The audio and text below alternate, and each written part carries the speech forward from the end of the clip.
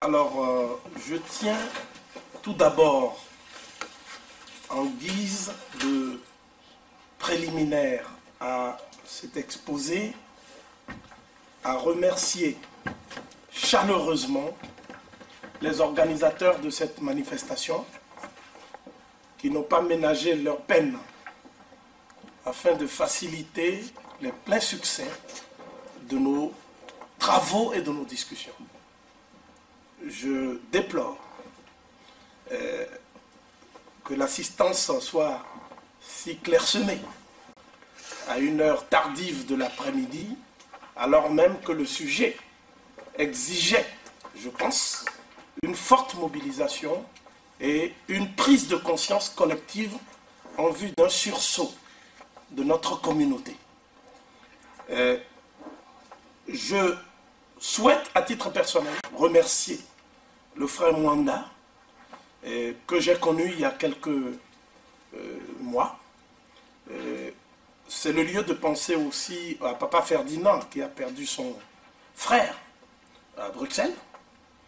Mais cette conférence, ce propos, disons, je tiens à le dédier à Maman Marie, qui fait partie de la famille du grand Simon Kibangu.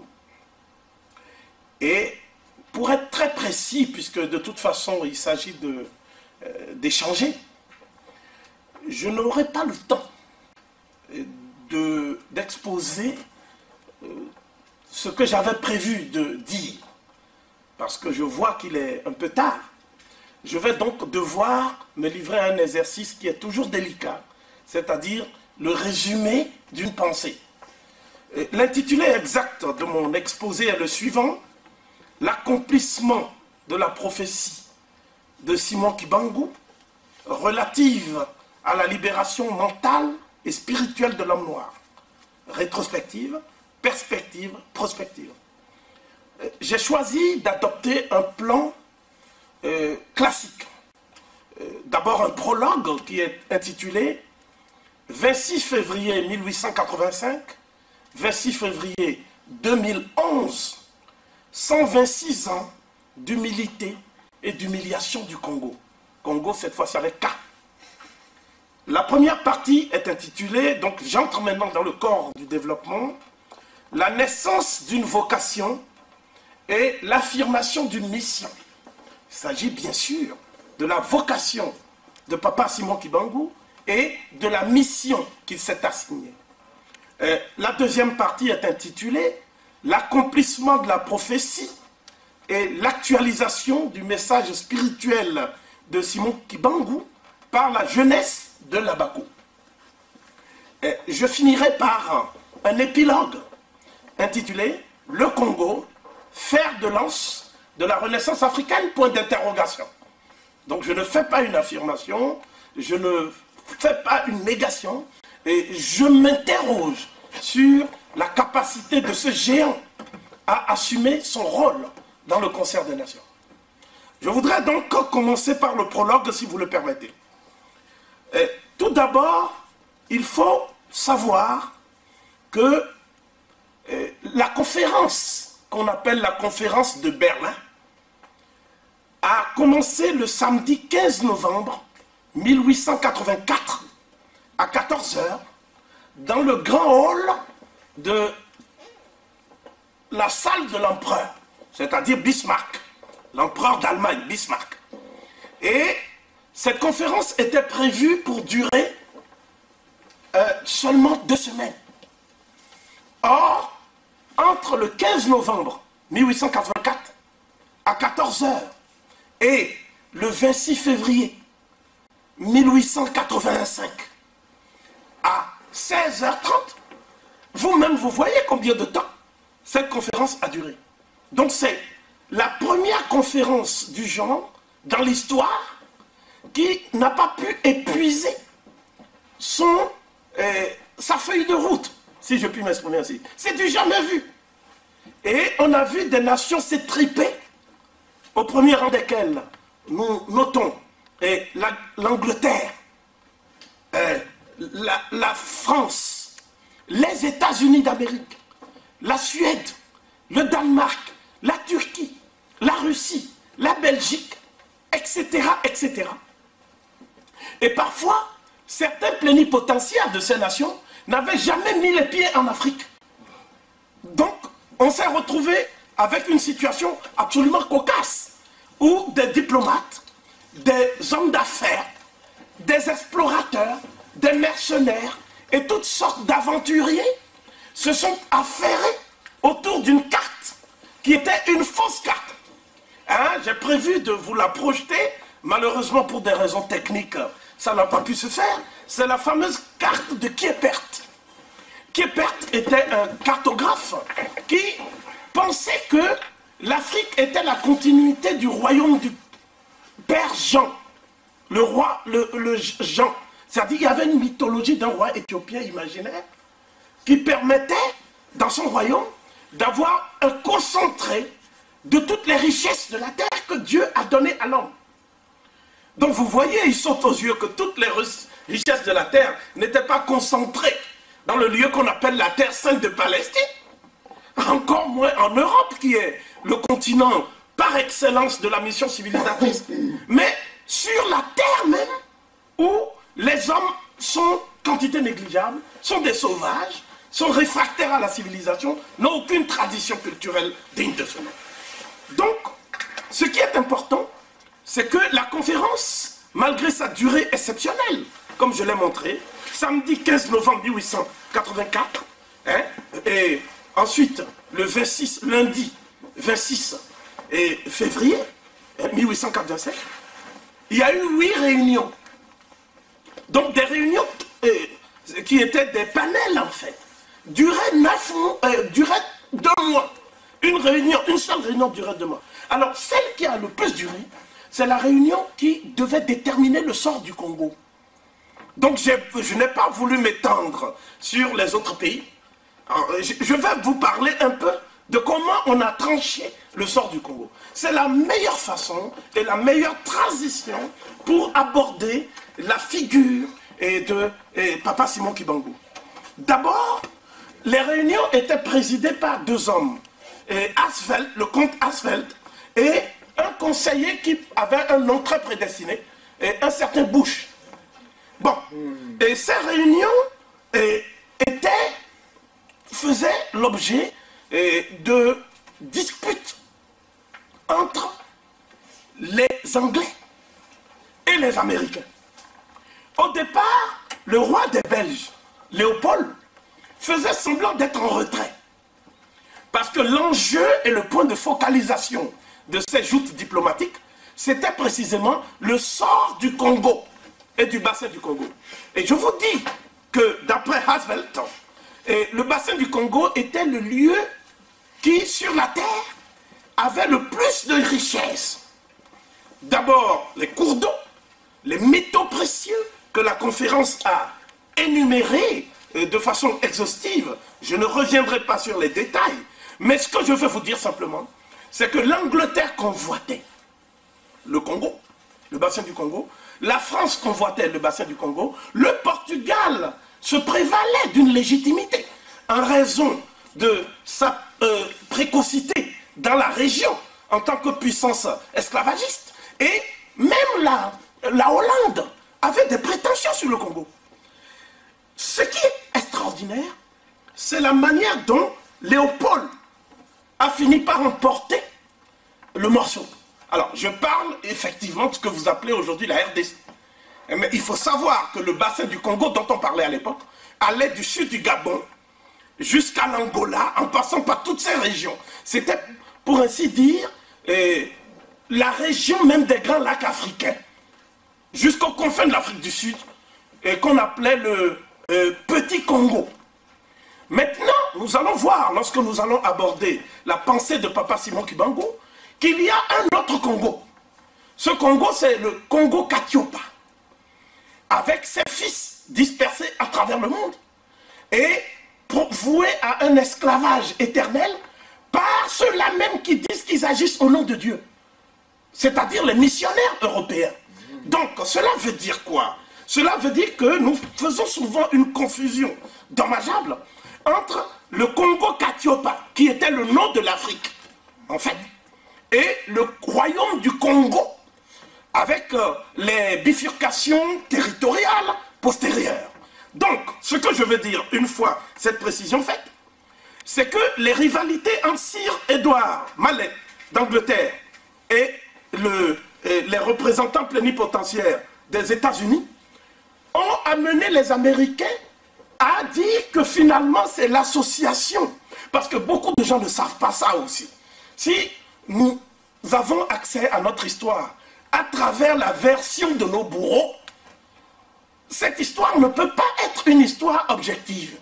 On ne peut pas puiser une conscience historique saine dans une histoire falsifiée. C'est la raison pour laquelle on occulte le rôle capital de ce qu'on appelle l'association internationale pour la conquête du Congo. Comment dirais-je, c'est-à-dire c'est en anglais le terme, mais c'est plutôt pour l'exploitation du Congo. C'est une association internationale pour l'exploitation du Congo qui a été fondée par Léopold II et par un certain nombre de Belges, dont beaucoup étaient des Flamands, etc., pour aller là-bas prendre en main le pays.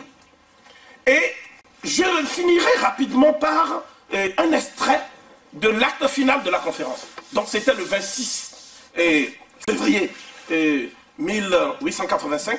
Et c'est ceci, c'est Bismarck lui-même qui a dit. Parce que Bismarck était venu à l'ouverture, et après il a disparu. Et il est revenu à la clôture. Et à la clôture, il dit ceci. Messieurs les ambassadeurs, au nom de Dieu Tout-Puissant, je crois répondre au sentiment général de cette assemblée en saluant avec satisfaction la démarche de l'Association internationale pour l'exploitation du Congo et en prenant acte de l'accord qui s'est fait autour de nos résolutions.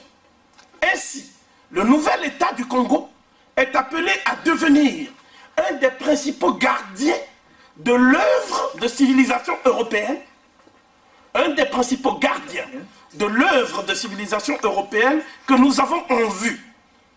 Et je formule des vœux pour que son développement prospère au bénéfice des nations d'Europe et pour l'accomplissement des nobles aspirations de notre illustre fondateur, c'est-à-dire Léopold II.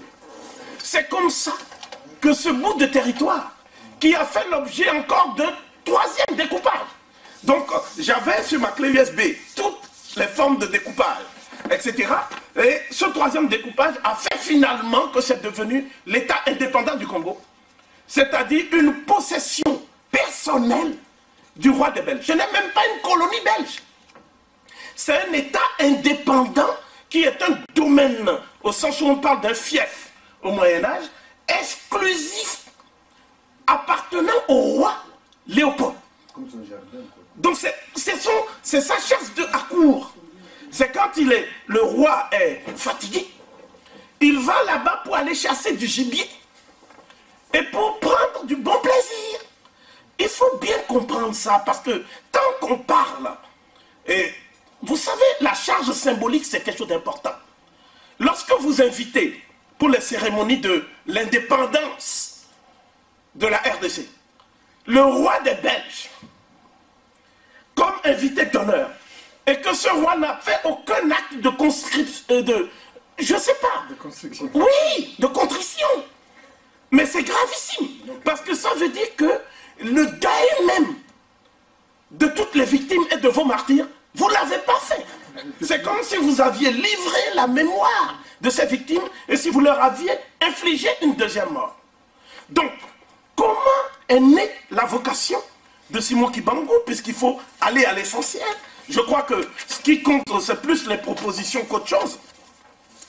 Je dirais d'abord que tout être humain, quel qu'il soit, il a, face au monde dans lequel il vit, des interrogations qui structurent sa destinée.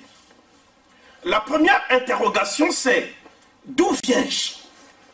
C'est la question radicale des origines. C'est la plus radicale. La deuxième interrogation, c'est qui suis-je? C'est la question de l'identité. La troisième interrogation, c'est quelle mission suis-je venu accomplir sur Terre? C'est la question de la vocation. Et la quatrième question, c'est où vais-je? Quelle sera ma destinée après la mort? À quel sort nous sommes voués? Quel est notre destin post-mortem ensemble? Ces quatre interrogations, ce ne sont pas tous les hommes qui se les posent. Il y a des hommes qui restent dans la virtualité ontologique, c'est-à-dire ils satisfont juste des besoins physiologiques. Mais il y a des hommes qui se posent ces questions. Mais pour que tu te poses ces questions, il faut qu'il y ait d'abord un milieu dans lequel tu te poses ces questions. Alors je vais dire rapidement qui est Simon Kibangu en partant de l'origine du peuple bantou du Congo. Et il est certain que le peuple bantou du Congo provient, comme les autres peuples de l'Afrique subsaharienne, de la vallée du Nil, dans la région des Grands Lacs, qu'on est en train de saigner là. Donc c'est des autochtones de la région des Grands Lacs. Comment nous le savons? Parce que tous les prêtres de l'ancienne civilisation du Soudan, que ce soit le Soudan méroïtique ou napatéen, ou alors de l'Égypte pharaonique, c'est-à-dire les contrées nilotiques, nous suivons donc ici un mouvement migratoire sud-nord du paléolithique supérieur jusqu'à la période dynastique. Et nous observons que ce peuple avait une vocation extrêmement spirituelle. Et l'étymologie du mot Congo en égyptien ancien, puisque les langues bantoues et l'égyptien ancien ont une parenté génétique que nous devons étudier, il faut étudier les origines aussi de nos langues. Et ce n'est pas tellement chasseur de léopards, c'est dompteur de léopards.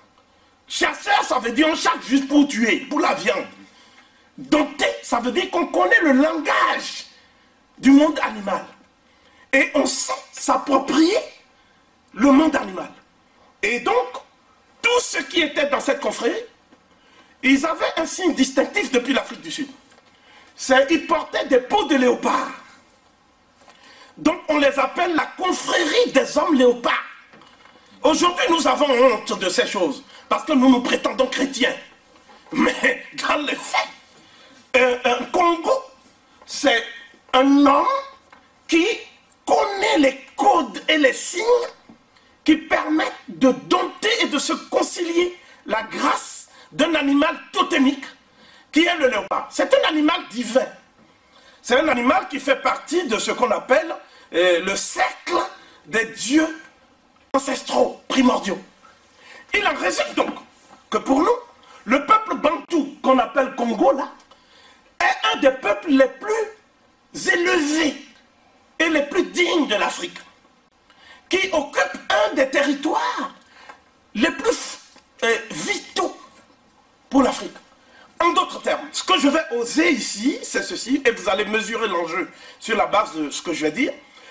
Il ne peut pas y avoir de renaissance de l'Afrique sans le Congo. Voilà, parce que le Congo, c'est le cœur de l'Afrique qui saigne. Donc comment pouvez-vous imaginer un jour la libération de l'homme noir, sa libération spirituelle, mentale, qui est le prélude à sa libération économique? Parce qu'on oublie souvent cette dimension. On croit que c'est juste un problème d'argent, un problème de gratte-ciel, un problème de soins, et on nous emmène tout le temps dans une problématique étriquée du développement. Mais non, l'être humain a besoin de s'épanouir. Ce qui est plus important pour l'être humain, c'est la dignité. Alors, Papa Simon Kibangu, c'est qui? C'est celui qui a apporté au Congo la culture de la dignité. Je m'explique. Il y a donc, parmi ceux qui ont apporté des réponses à ces quatre interrogations cardinales dont nous avons parlé, il y a des gens qui, eux, ne surgissent que tous les 5 millénaires dans le cycle de l'évolution de l'histoire. On les appelle, en égyptien ancien, les grands voyants, ou Maou. Les grands voyants. Ils sont grands voyants en quoi? Ils ne sont pas des gens qui vont préparer par des prédictions et ce qu'on appelle le royaume de Dieu qui va venir. Ça, c'est pas vrai, ça. Ce sont des gens qui disent que c'est parce que nous avons rompu avec les valeurs de l'âge d'or que nous sommes dans cet état. Et l'âge d'or pour Simon Kibangu, c'est quoi? C'est Congo Katiopa. C'est l'époque où l'homme noir était en harmonie avec lui-même. Il était en harmonie avec les autres êtres humains, ce qu'on appelle les Bantous. Et il était en harmonie aussi avec les forces cosmiques et les divinités de la nature. Donc, cet âge d'or, Simon Kibangu a été initié à cela.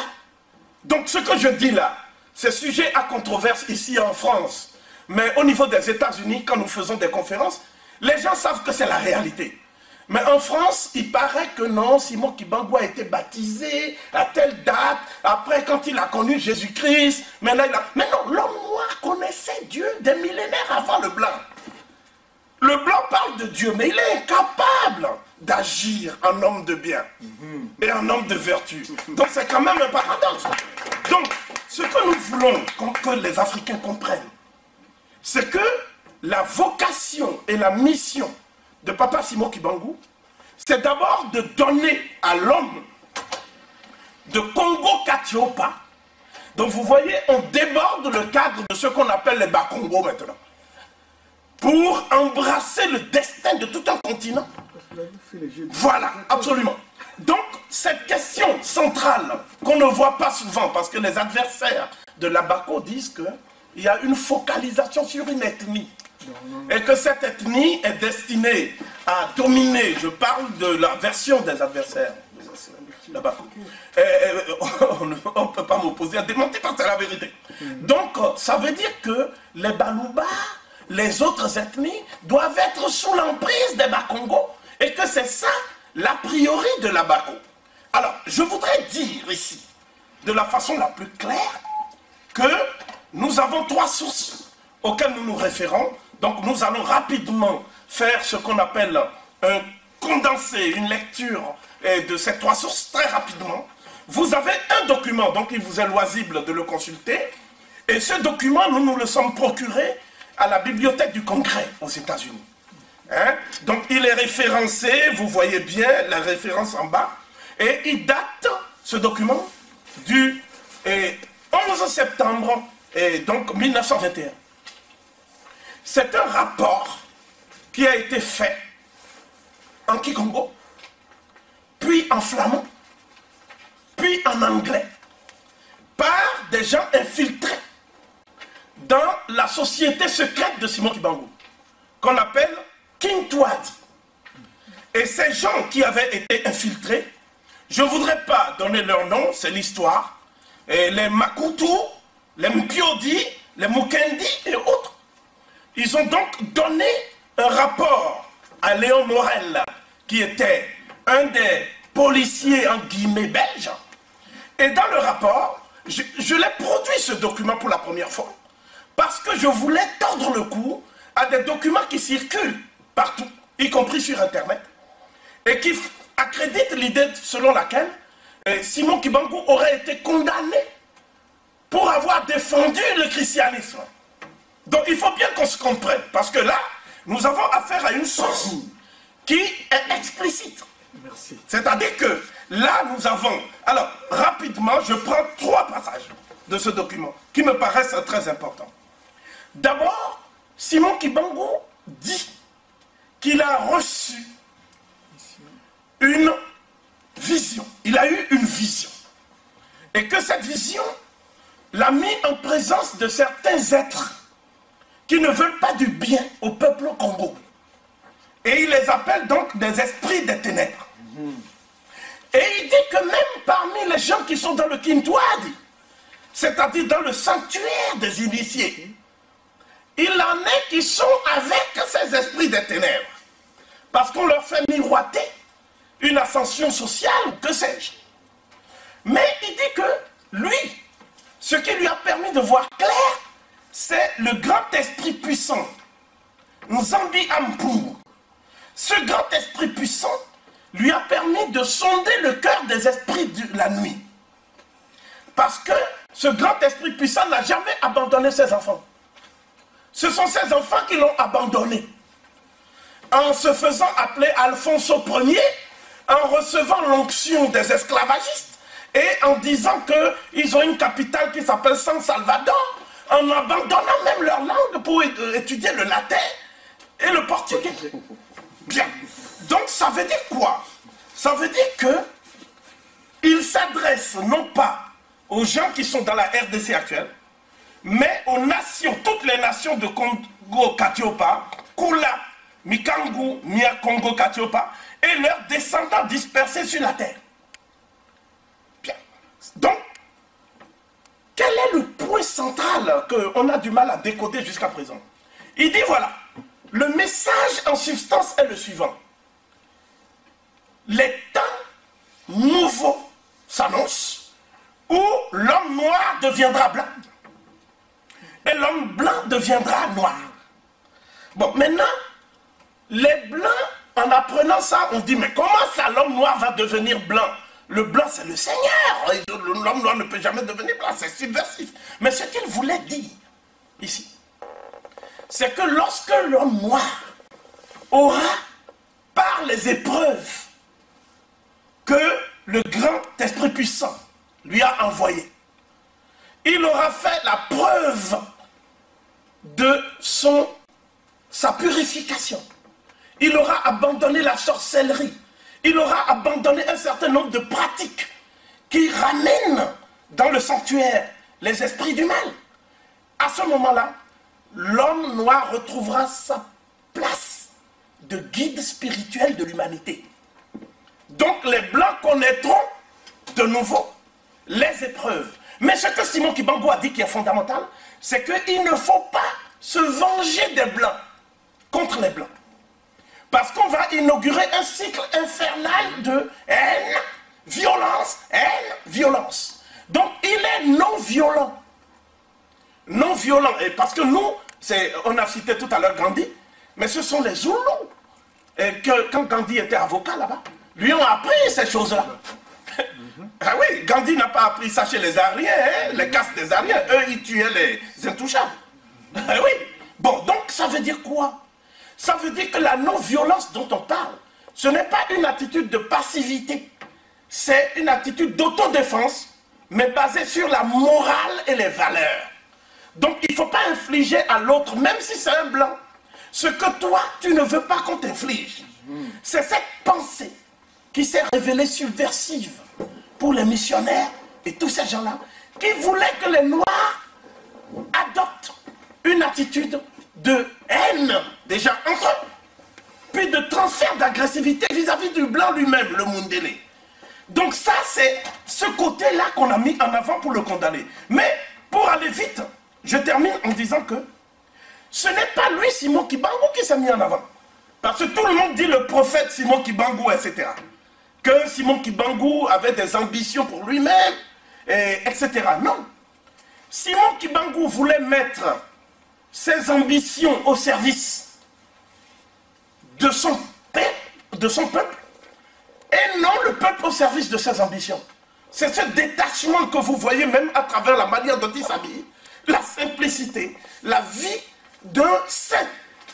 Et donc, ce que je veux dire ici, et c'est ça le plus important, Simon Kibangu annonce que quelqu'un viendra,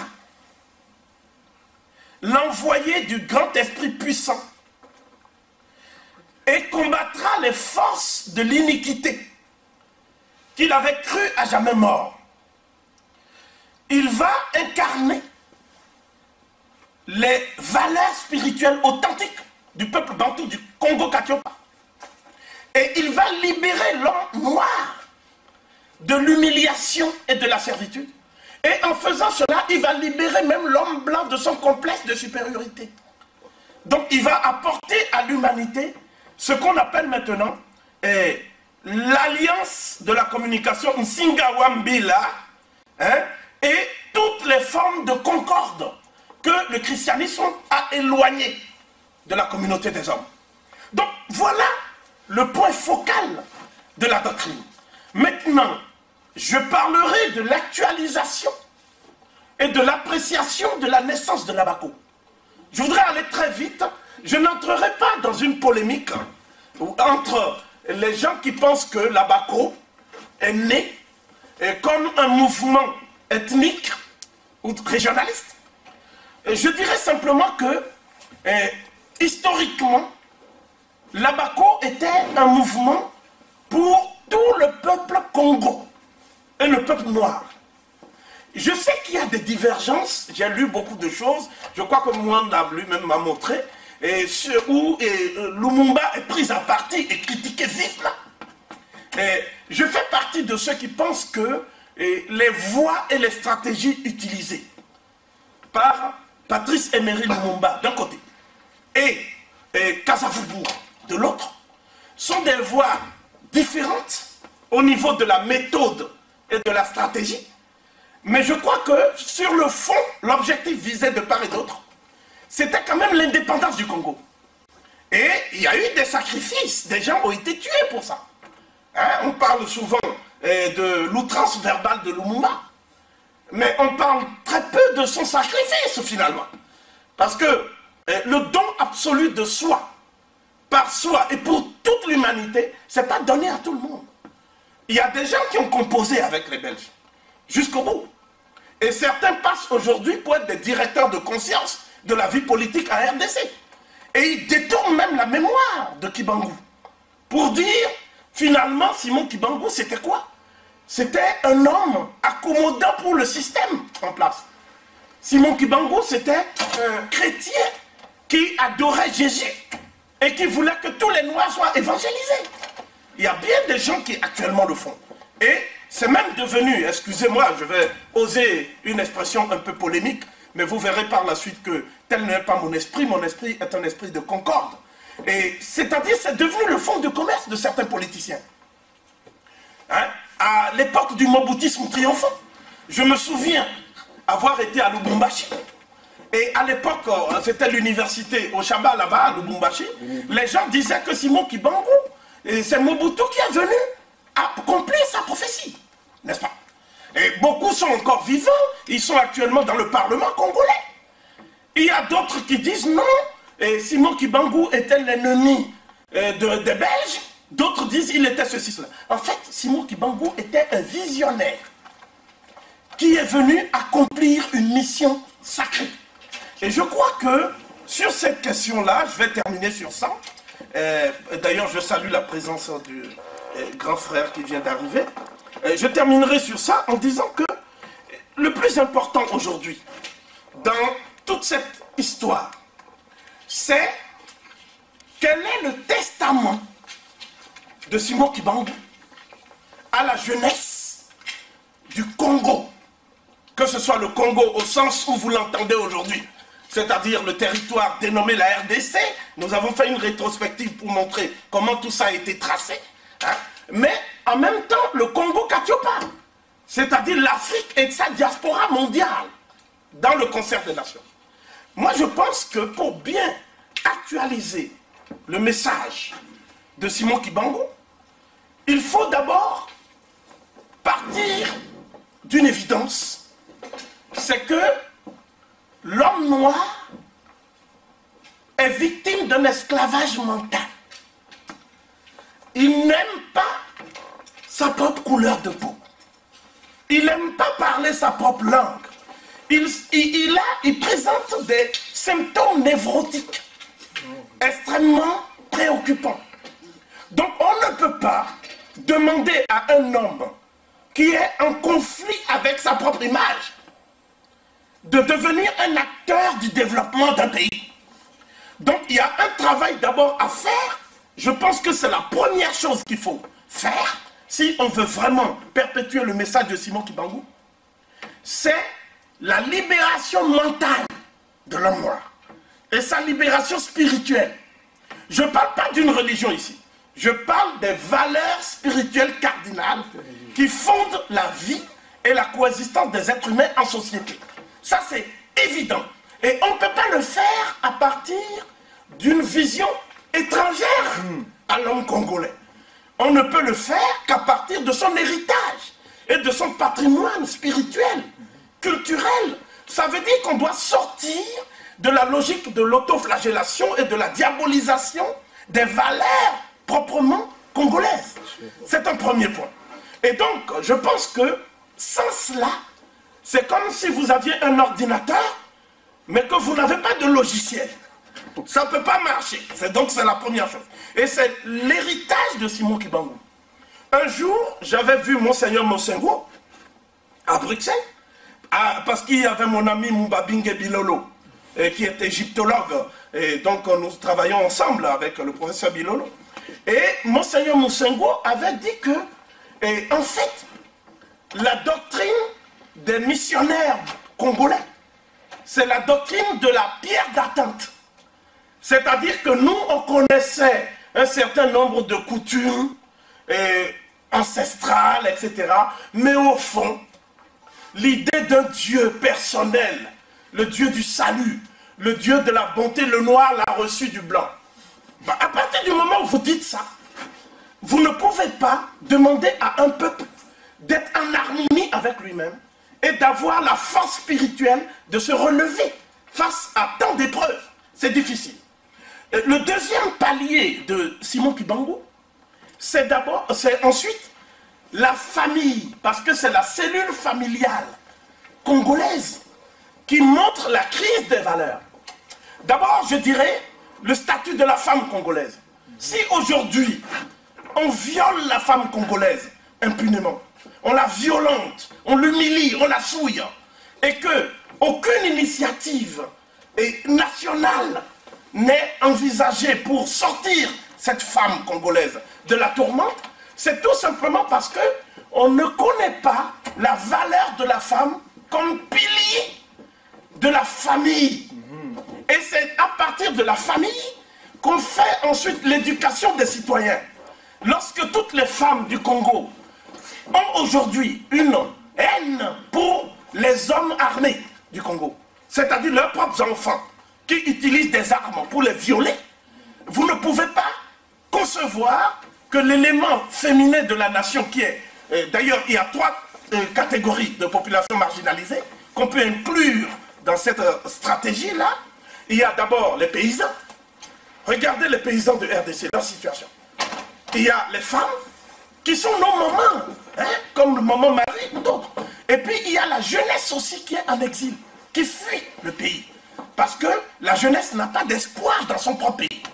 Donc voilà l'Eldorado de l'Europe, la Belgique, partout. Ils sont prêts à aller balayer le sol en Belgique plutôt que de venir construire la RDC. Donc voilà le problème, le deuxième, ce que j'appellerais le deuxième pilier de la pensée de Simon Kibangu, si on voulait envisager une actualisation. Le troisième pilier, c'est quoi? C'est que ceux qui ont, de près ou de loin, participé à ce que j'appelle les trois glorieuses du malheur congolais, tous les politiciens qui, de près ou de loin, ont traversé ce siècle, ont assisté à la sécession katangaise, à toutes les formes de sécession, au pillage et à toutes les formes de guerre civile au Congo. Il ne faut pas qu'ils continuent à diriger le Congo. Parce que le Congo ne peut pas être la terre de l'impunité et la terre de la tolérance et de la licence. Il faut qu'à un moment donné, un homme politique, c'est pour ça qu'on dit qu'un politicien doit être responsable. Un homme politique doit assumer au plan de la nation ce qu'on appelle ses actes politiques. Donc il faut faire ce qu'on appelle un inventaire et un bilan de la classe politique congolaise. On ne peut pas concevoir que des gens se métamorphosent pour pérenniser leur survivance politique et leur carrière au détriment de la situation et de la tragédie congolaise. Donc tout ce qui oublie on la souille et que aucune initiative nationale n'est envisagée pour sortir cette femme congolaise de la tourmente, c'est tout simplement parce que on ne connaît pas la valeur de la femme comme pilier de la famille. Et c'est à partir de la famille qu'on fait ensuite l'éducation des citoyens. Lorsque toutes les femmes du Congo ont aujourd'hui une haine pour les hommes armés du Congo, c'est-à-dire leurs propres enfants qui utilisent des armes pour les violer, vous ne pouvez pas concevoir que l'élément féminin de la nation qui est... D'ailleurs, il y a trois catégories de population marginalisée qu'on peut inclure dans cette stratégie-là. Il y a d'abord les paysans. Regardez les paysans de RDC, leur situation. Il y a les femmes qui sont nos mamans, hein, comme le maman Marie ou d'autres. Et puis il y a la jeunesse aussi qui est en exil, qui fuit le pays. Parce que la jeunesse n'a pas d'espoir dans son propre pays. Donc voilà l'Eldorado de l'Europe, la Belgique, partout. Ils sont prêts à aller balayer le sol en Belgique plutôt que de venir construire la RDC. Donc voilà le problème, le deuxième, ce que j'appellerais le deuxième pilier de la pensée de Simon Kimbangu, si on voulait envisager une actualisation. Le troisième pilier, c'est quoi? C'est que ceux qui ont, de près ou de loin, participé à ce que j'appelle les trois glorieuses du malheur congolais, tous les politiciens qui, de près ou de loin, ont traversé ce siècle, ont assisté à la sécession katangaise, à toutes les formes de sécession, au pillage et à toutes les formes de guerre civile au Congo. Il ne faut pas qu'ils continuent à diriger le Congo. Parce que le Congo ne peut pas être la terre de l'impunité et la terre de la tolérance et de la licence. Il faut qu'à un moment donné, un homme politique, c'est pour ça qu'on dit qu'un politicien doit être responsable. Un homme politique doit assumer au plan de la nation ce qu'on appelle ses actes politiques. Donc il faut faire ce qu'on appelle un inventaire et un bilan de la classe politique congolaise. On ne peut pas concevoir que des gens se métamorphosent pour pérenniser leur survivance politique et leur carrière au détriment de la situation et de la tragédie congolaise. Donc tous ceux qui ont pris part de près ou de loin à la tragédie congolaise doivent devant un grand conclave de la nation dire et reconnaître leur bilan, assumer leurs actes, de manière à ce qu'il y ait ce que moi j'appelle maintenant un renouvellement de la classe politique congolaise. Nous entrons donc dans une phase nouvelle, c'est celle du renouvellement de la classe politique africaine et congolaise. Tant qu'on ne fait pas ça, parce que qu'est-ce que je vois maintenant? Je vois que, voilà, il y a M. Tshisekedi qui va être candidat. À côté, on discute pour savoir qui va représenter la sensibilité de Jean-Pierre Bemba, ainsi de suite, ainsi de suite. Mais M. Tshisekedi, c'est un homme qui a compris plus tard que le système de Mobutu était un système qui ne permettait même pas à ses propres rentiers de faire leur beurre, et qui s'est révolté contre un homme et contre un régime. Mais il ne s'est pas révolté contre un système. Donc il faudrait poser le problème de savoir si le changement, oui, si le changement du système n'est pas quelque chose de plus important que le changement des hommes. Parce que les hommes passent, mais les systèmes demeurent. Et nous vivons aujourd'hui les effets dommageables de ce système. Le dernier point, je vais terminer sur ça, c'est la question, si vous voulez, du contrôle des ressources de la RDC et de l'audit de la dette de la RDC. Et aussi le bilan de ce qu'on a fait de l'argent de la RDC. D'abord, où est l'argent de la RDC? Quand on prend le diamant, quand on prend le coltan, quand on prend toutes ces richesses, quels sont les circuits financiers qui, pour ainsi dire, sont drainés par cette manne? Et pourquoi le peuple congolais ne voit jamais des infrastructures comme des routes, des hôpitaux, des écoles, etc. Pourquoi il y a une telle paupérisation sur une terre aussi insolemment riche et dotée par la nature? Donc il faudrait que la classe politique fasse les états généraux de la lutte contre la corruption des élites politiques. Et donc, je pose maintenant le problème de l'Occident.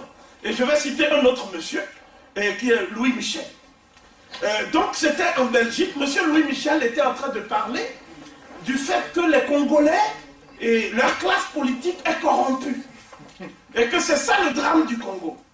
Alors, je lui ai posé cette question simple. J'ai dit, peut-il exister des corrompus sans corrupteurs? Et où est l'argent de la corruption? Il a dit non, l'argent, il le dépose en Suisse, en Belgique ou ailleurs, mais jamais en RDC. J'ai dit, dans ce cas, ça s'appelle tout simplement recel d'argent sale. C'est du recel. Vous êtes des receleurs, monsieur Louis Michel. Vous et votre groupe, vous êtes des receleurs. On a dit, bon, c'est un jeune agité, et il faut... Parce que Louis Michel, c'est quand même l'ami des Africains. Donc, il ne faut pas qu'on le rudoie un peu. Mais j'ai dit, ce sont des receleurs. La preuve, lorsqu'une dictature, ils découvrent, au moment de la chute, qu'une dictature est une dictature, leur premier réflexe, c'est de geler l'argent. Mais le mot gel ne convient pas. Voilà, c'est-à-dire le mot gel n'est pas adéquat. En fait, c'est la confiscation des deniers volés du peuple congolais. Si demain, Joseph Kabila, la foule et la population décident qu'il n'a plus le droit de diriger le Congo, vous allez voir ses plus proches amis et ceux qui l'arrosent de sa générosité dire que mais c'est un dictateur en fait. Hein? C'est un dictateur. Ils savent que Joseph Kabila décide en pleine controverse électorale de faire une élection à un tour. Ce qui signifie dans le contexte actuel de la RDC une réélection sans deuxième tour. D'accord? Par toutes les manœuvres frauduleuses que nous connaissons en Afrique. Et aucune puissance européenne n'a dit c'est pas normal. On n'a même pas fait un référendum d'initiative populaire. On a pris quelques politiciens corrompus et on leur a dit signer que c'est comme ça. Mais ces politiciens qui ont fait cet acte de forfaiture, ils doivent répondre devant le peuple congolais. Pourquoi cette impunité? Vous voyez bien ce que je veux dire. Et qu'est-ce qu'on constate aussi? Les hommes qui ont mis Joseph Kabila là, qui lui ont donné l'onction et un semblant de suffrage populaire, ces mêmes hommes disent maintenant qu'ils sont candidats pour être président à leur tour. Mais pourquoi ils ont pris tant de temps pour comprendre que ce régime n'était pas un régime qui servait la nation? Je parle ici de Vital Kamerhe. Donc, je vais conclure en disant que l'actualisation de la pensée de Simon Kibangu ne peut pas être l'œuvre de la génération congolaise qui a bradé le pays. Il faut qu'on soit clair. On ne peut pas utiliser le message du plus vieux prisonnier de conscience de l'histoire universelle. Vous savez bien que Nelson Mandela au moins est sorti. Il est même devenu président. Mais l'autre, il est mort là-bas. Il est mort en prison. Voyez bien. Donc, je ne vois pas comment les Congolais ont cette prétention à dire, d'ailleurs c'est Mobutu qui a fait cette messe-là, et voilà, Lumumba c'est le héros national. Et ils ont fait une parade avec la photo de Lumumba, où son bourreau dit, voici le héros national. Et tous les Congolais disent, nous allons fêter le héros national, mais ils évitent d'appliquer la pensée panafricaine de Lumumba. De la même façon, les militants de l'Abaco qui sont morts pour l'indépendance et la dignité de l'homme congolais, en continuité avec la pensée de Simon Kibangu, comme nous l'avons montré depuis tout à l'heure, ces militants de l'Abaco, aujourd'hui, on utilise leur combat pour essayer de faire le contraire, c'est-à-dire donner aux Occidentaux et brader les ressources du peuple congolais. Et on appelle ça le nationalisme congolais. Mais ce n'est pas sérieux. Donc il faut une nouvelle génération de Congolais. Et moi, la raison pour laquelle j'ai accepté de participer à cette rencontre, c'est d'abord parce que ceux qui sont venus, que ce soit le frère, le vice-président, que ce soit le frère Mwanda ou la sœur, vous voyez, ce sont des gens qui sont nés, ils n'ont jamais connu la colonisation. Mais ils ont été au contact de l'homme blanc. Ils ont vécu en symbiose avec l'homme blanc. Et ils savent maintenant que l'homme européen ne connaît que ses intérêts.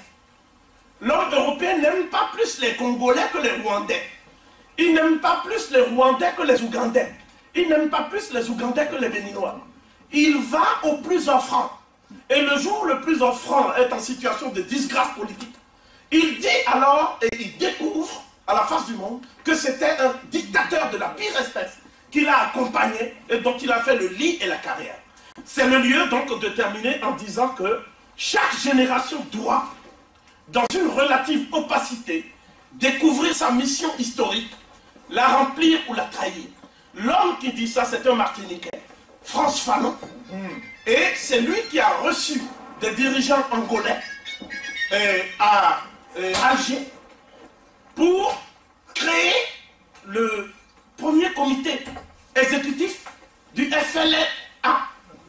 Vous voyez, c'est le FLN, Front de Libération Nationale, de l'Angola. Hein, donc les Holden Roberto et tout ça ont bénéficié des compétences idéologiques, théoriques de ce grand personnage qui a écrit Peau noire, masque blanc, Les damnés de la terre et d'autres ouvrages. Et je pense qu'aujourd'hui, plus que jamais, nous souhaitons la création d'une structure qui ne va pas faire de la politique politicienne, mais qui va éduquer les futurs acteurs de la renaissance du Congo et de l'Afrique. Et une telle structure pourrait, je dis bien, et réellement cette fois-ci de façon légitime, s'approprier l'héritage de Simon Kibangou, non pas pour le fossiliser, mais pour en faire un instrument de libération de l'homme noir. Et une telle structure pourrait être un institut panafricain, ou un institut d'études panafricaines Simon Kibangou. Je pense que ce serait une bonne façon de rendre hommage à un homme qui s'est sacrifié, et dont tout le monde récupère l'héritage pour faire un fonds de commerce un peu comme les marchands du temple de l'époque. Je dirais également que nous ne pouvons pas faire cela si on ne lutte pas contre le micro-tribalisme. Le cancer du micro-tribalisme. C'est-à-dire l'idée que tous ces Africains-là appartiennent à des ethnies qui ne se connaissent pas, et qui sont hostiles les unes aux autres. Le monde entier nous perçoit comme un seul groupe de nègres. Mais nous sommes les seuls à dire non, moi je suis Yoruba, l'autre est Bambara, l'autre est Dogon, et on finit par faire rire le monde entier. D'autre part, on sait très bien qu'un pays comme le Bénin ne peut pas faire face à des monstres géostratégiques comme la Chine, les États-Unis, l'Union européenne, etc. Ne serait-ce que parce que le simple budget de l'État béninois, c'est le budget de l'hôpital Jean Pompidou. Donc on ne peut pas faire ça. Donc ça veut dire qu'il faut penser à un grand ensemble africain, un État fédéral d'Afrique noire. Et dans cette perspective, nous voyons naturellement 4 grandes régions émerger. Je terminerai sur ça. C'est un scénario, une vision qu'un tel institut pourrait peut-être approfondir et étudier. Le premier, c'est l'Afrique australe. Et l'Afrique du Sud a vocation à être le pôle fédérateur régional de l'Afrique australe. Il faut une intégration économique, c'est-à-dire une libre circulation des hommes, des idées, des produits, etc., sans passer par les barrières douanières de l'Europe. D'autre part, la RDC est le pôle fédérateur régional de l'Afrique centrale. Je dis même que sans la RDC, on ne peut pas électrifier toute l'Afrique. Le barrage d'Inga, toutes les potentialités de la RDC font de la RDC le leader de la renaissance africaine, naturellement. Mais il faudrait que la RDC sorte de ces démons, que sont justement le micro-tribalisme et le micro-nationalisme africain. D'autre part, le Nigeria a vocation à être le pôle fédérateur régional de l'Afrique occidentale, de l'Afrique de l'Ouest. Et l'Éthiopie, quand bien même on est amputé d'une partie de son territoire pour l'empêcher d'accéder à la mer, à savoir l'Érythrée, a vocation à être le pôle fédérateur régional de l'Afrique orientale. Quand toutes ces puissances vont se mettre ensemble et que l'Union africaine va cesser d'être une coquille vide, une chambre d'enregistrement des décisions des puissances occidentales et des puissances émergentes, à ce moment-là, le vrai combat pour la libération de l'homme noir va commencer. Et je pense que c'était l'idéal aussi de Simon Kibangou, c'était sa vision. C'est la raison pour laquelle on a suscité des forces politiques pour émietter l'Afrique du Sud, avec les Boutelesi, etc. Parce qu'il ne fallait pas qu'il y ait un pôle fédérateur régional fort. C'est la raison pour laquelle on a financé les sécessions successives en RDC. C'est la raison pour laquelle on a financé une guerre civile au Nigeria pour faire même battre sur le pétrole du Nigeria. Ça a donné la sécession du Biafra avec Ojukwu.